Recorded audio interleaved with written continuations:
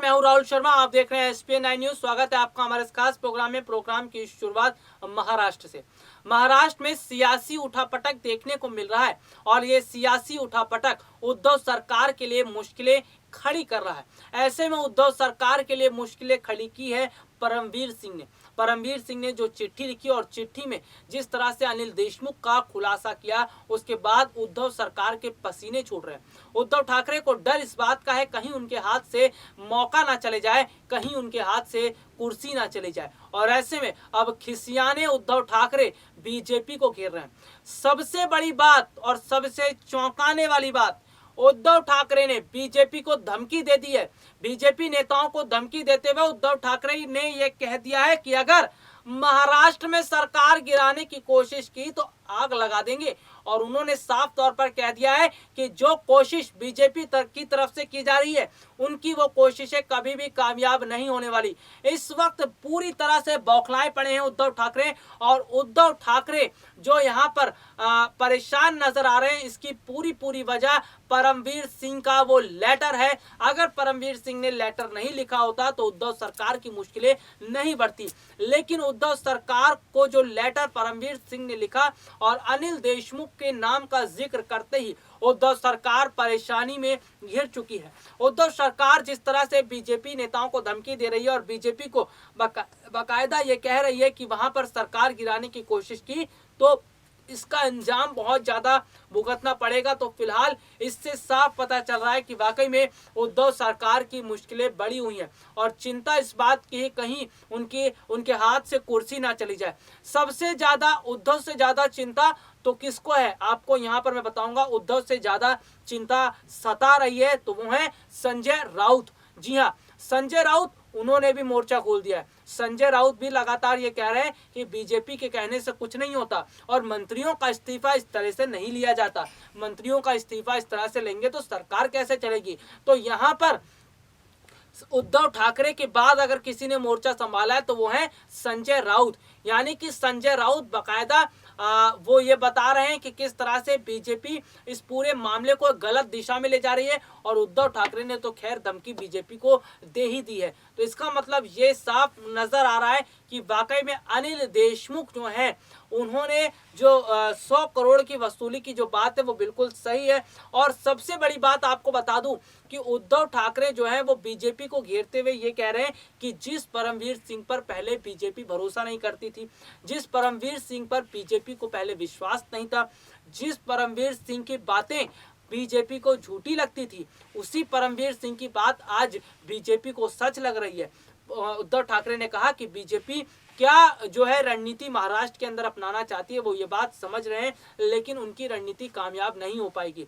आपको बता दूं कि जिस तरह से देखने को मिला कि परमवीर सिंह ने कहीं ना कहीं गुस्से में आके और जिस तरह से माहौल बना था और कहीं ना कहीं परमवीर सिंह पर जो आरोप पूरी तरह से लग चुके थे, इसको देखते हुए उन्होंने सीधे तरीके पे इसमें अनिल देशमुख का नाम शामिल कर दिया और अनिल देशमुख को लेकर जो खुलासा किया, उसके बाद तो महाराष्ट्र की राजनीति में बहुत ज्यादा बदलाव देखने को मिला है। लेकिन क्या उद्धव सरकार अपनी कुर्सी बचा पाएंगे और क्या अगर बात करें तो क्या उद्धव ठाकरे अपनी कुर्सी बचाने में सफल हो पाएंगे।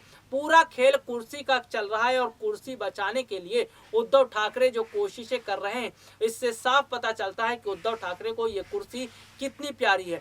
सीएम की कुर्सी पाने के लिए ही उद्धव ठाकरे ने कितने पापड़ बेले थे, ये सभी जानते हैं।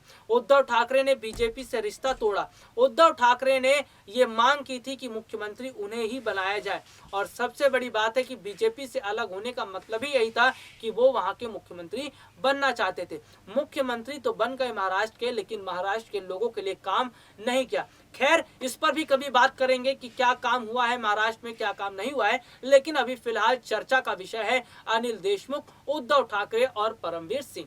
आपको बता दूं कि जिस तरह से उद्धव ठाकरे यहाँ पर नाराज नजर आ रहे हैं और वो ये देख रहे हैं कि बीजेपी जो है इस मामले को पूरी तरीके से तूल दे रही है और पूरे इस तरीके से जो मामला है इसको घेरती हुई नजर आ रही है। यानी कि अगर बात की जाए तो उद्धव ठाकरे ये बात समझ रहे हैं कि यहाँ पर बहुत बड़ा सियासी संकट उनके ऊपर मंडरा रहा है और उनकी कुर्सी खतरे में जाती हुई नजर आ रही है। हालांकि कुर्सी बचाने के लिए उद्धव ठाकरे भी जो है वो बाकायदा कोशिशें कर रहे हैं और संजय राउत भी बाकायदा कोशिशें कर रहे हैं। संजय राउत और उद्धव ठाकरे दोनों मिलकर उन्होंने मोर्चा संभाला है और वो पूरी तरह से महाराष्ट्र में सरकार बचाने की कोशिश कर रहे हैं। और आपको बता दूं कि संजय राउत उद्धव ठाकरे के बहुत करीबी हैं, करीबी नेताओं में से एक हैं। एक समय वो भी था जब उद्धव ठाकरे जब बात की जाए तो जिस तरह से देखने को मिला था कि संजय राउत उद्धव ठाकरे से नाराज थे, क्योंकि जब महाराष्ट्र में सरकार बनी तो उद्धव ठाकरे ने संजय राउत को किनारा कर दिया था, ये भी देखने को मिला था। और संजय राउत को दोबारा से जगह दी गई महाराष्ट्र के अंदर, ये भी देखने को मिला। तो ये सारी चीजें भी लोगों के सामने देखने को मिली थी। और आपको यहाँ पर बता दूं कि फिलहाल जिस तरह से सियासी संकट मंडरा रहा है और कहीं ना कहीं अगर हम बात करें तो फिलहाल अनिल देशमुख को लेकर क्या कदम उठाया जाएगा, क्या अनिल देशमुख को लेकर महाराष्ट्र सरकार बड़ा कदम उठाएगी। और बहुत बड़ा सवाल यह है कि क्या महाराष्ट्र सरकार को इस बात की पूरी जानकारी थी कि अनिल देशमुख ऐसा काम कर रहे हैं और अनिल देशमुख के इशारे पर इस तरह का काम किया जा रहा है। क्योंकि अगर बात की जाए तो एक सरकार को ये पूरी जानकारी होती है कि उनके मंत्री क्या काम कर रहे हैं और उनके मंत्री क्या काम नहीं कर रहे हैं। तो कहीं ना कहीं हो उद्धव सरकार को इस बात की पूरी जानकारी थी कि अनिल देशमुख ये सब काम कर रहे हैं। और अगर बात की जाए तो फिलहाल उद्धव ठाकरे डर रहे हैं कि वो अनिल देशमुख को उनके पद से हटाएं, क्योंकि वहां पर बात की जाए महाराष्ट्र में तो केवल उद्धव ठाकरे की नहीं चलती।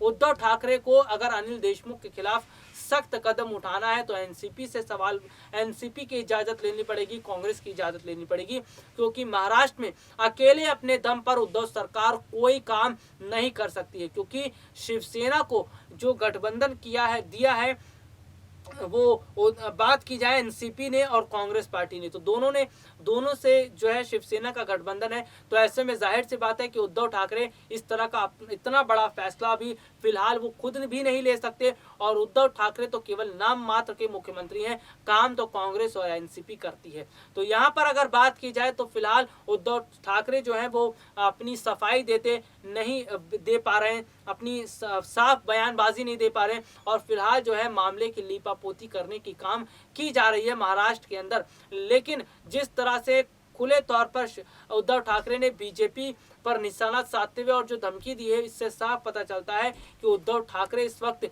पूरी तरह से बीजेपी से नाराज हैं, क्योंकि वो ये बात जान रहे हैं कि बीजेपी इस मौके का फायदा उठाना चाह रही है और बीजेपी इस मौके का फायदा उठाएगी तो उनके लिए परेशानी का सबक खड़ा हो जाएगा।